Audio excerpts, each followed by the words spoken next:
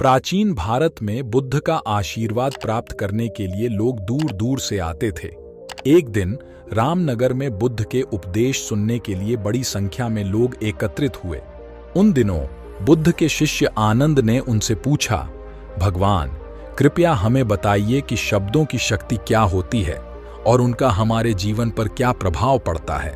बुद्ध ने उत्तर देते हुए कहा, आनंद, मैं तुम्हें एक कहानी सुनाता हूं जो इस बात को स्पष्ट करेगी कि शब्द कितने शक्तिशाली हो सकते हैं। एक समय की बात है, एक छोटे से गांव में एक युवक रहता था जिसका नाम रमण था।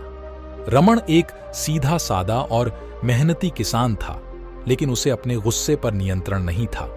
वह जब भी गुस्से में होता, कठोर और अपमानजनक शब्दों का प्रयोग करता, जिससे उसके मित्र और परिवारजन उससे दूर होने लगे थे। एक दिन रमण की पत्नी ने उससे कहा, रमण, तुम्हारे कड़वे शब्दों के कारण लोग तुमसे दूर होते जा रहे हैं। तुम्हें अपने शब्दों का ध्यान रखना चाहिए। लेकिन रमण ने उसकी बात को अनसुना कर दिया और वैसा ही व्यवहार करता रहा। एक दिन लोगों को गांव में बुद्ध के आगमन की सूचना मिली। गांव के लोग बुद्ध के उपदेश सुनने के लिए एकत्रित हुए। रमण की पत्नी ने सोचा कि यदि रमण बुद्ध के उपदेश सुनेंगे तो शायद उनके व्यवहार में सुधार हो सकेगा। उसने रमण को भी बुद्ध के प्रवचन में जाने के लिए मनाया। बुद्ध ने अपनी कथा आरंभ की। उन्होंने कहा, प्रिय लोगों, आज मैं तुम्हें एक कहानी सुनाता हूं जो शब्दों की शक्ति के बारे में है। एक समय की बात है, एक राजा था जिसका नाम चंद्रसेन था। वह अपने राज्य के लोगों से बहुत प्रेम करता था और हमेशा उनकी भलाई के बारे में सोचता था। एक दिन उसने अपने राज्य के सबसे बुद्धिमान व्यक्ति महामंत्री वसंत को बुलाया और कहा, मैं चाहता हूं कि मेरे राज्य के लोग अपने शब्दों का सही उपयोग करें और एक दूसरे के साथ प्रेम और सम्मान से पेश आएं। वसंत ने राजा की बात मानी और पूरे राज्य में संदेश भेजा कि वह एक महत्वपूर्ण सभा का आयोजन कर रहे हैं। सभा में उसने सभी को एक बीज का उदाहरण दिया। उसने कहा, शब्द भी बीज की तरह होते हैं। यदि हम अच्छे बीज बोते हैं तो हमें सुंदर फूल और फल मिलते हैं, लेकिन यदि हम खराब बीज बोते हैं तो हमें कांटे और झाड़ियां मिलती हैं। वसंत ने नागरिकों से कहा कि वे 1 महीने तक अपने शब्दों का ध्यान रखें और देखें कि उनके शब्दों में क्या प्रभाव पड़ता है। नागरिकों ने इस चुनौती को स्वीकार किया और 1 महीने तक अपने शब्दों पर ध्यान देने का निश्चय किया। 1 महीने बाद सभी नागरिक फिर से वसंत के पास आए। उनमें से कई ने अनुभव साझा किए कि कैसे उनके शब्दों में बदलाव से उनके जीवन में सकारात्मक परिवर्तन आए। एक किसान ने कहा, मैंने अपने बच्चों और पत्नी से हमेशा कठोर शब्दों में बात की थी, लेकिन इस महीने मैंने नम्रता और स्नेह के साथ बात की।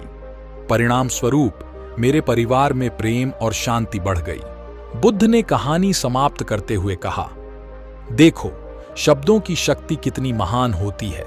वे हमारे जीवन में सुख दुख, प्रेम घृणा और शांति अशांति का कारण बन सकते हैं। हमें हमेशा अपने शब्दों का सोच समझकर उपयोग करना चाहिए। रमण ने बुद्ध के उपदेश को ध्यान से सुना और अपने व्यवहार के बारे में सोचने लगा। उसे एहसास हुआ कि उसकी कठोरता और कड़वे शब्दों के कारण ही लोग उससे दूर होते जा रहे हैं। उसने निश्चय किया कि वह अपने शब्दों का सही उपयोग करेगा और दूसरों से प्रेम और सम्मान के साथ बात करेगा।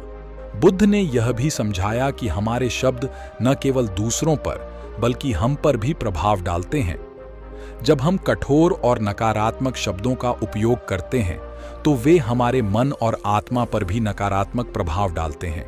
इसके विपरीत जब हम स्नेहपूर्ण और सकारात्मक शब्दों का उपयोग करते हैं तो वे हमें भी आंतरिक शांति और खुशी प्रदान करते हैं। बुद्ध ने अपने उपदेश के अंत में कहा, शब्द हमारे जीवन का अभिन्न अंग हैं। वे हमारे विचारों, भावनाओं और संबंधों को प्रकट करने का साधन हैं। हमें हमेशा यह याद रखना चाहिए कि हमारे शब्दों का प्रभाव गहरा होता है और हमें उन्हें सोच समझकर उपयोग करना चाहिए। जब हम अपने शब्दों का सही उपयोग करते हैं तो हम न केवल अपने जीवन में बल्कि दूसरों के जीवन में भी शांति, प्रेम और खुशियों को ला सकते हैं। हमें हमेशा अपने शब्दों को सोच समझकर और ध्यानपूर्वक उपयोग करना चाहिए ताकि वे हमारे जीवन और हमारे आसपास के लोगों के जीवन में सकारात्मक प्रभाव डाल सकें। भगवान बुद्ध की यह कहानी और उनके उपदेश हमें सिखाते हैं कि शब्दों की शक्ति को पहचानना और उनका सही उपयोग करना हमारे जीवन में महत्वपूर्ण है। शब्दों का सही उपयोग न केवल हमारे रिश्तों को सुधार सकता है, बल्कि हमारे आंतरिक शांति और संतोष को भी बढ़ा सकता है।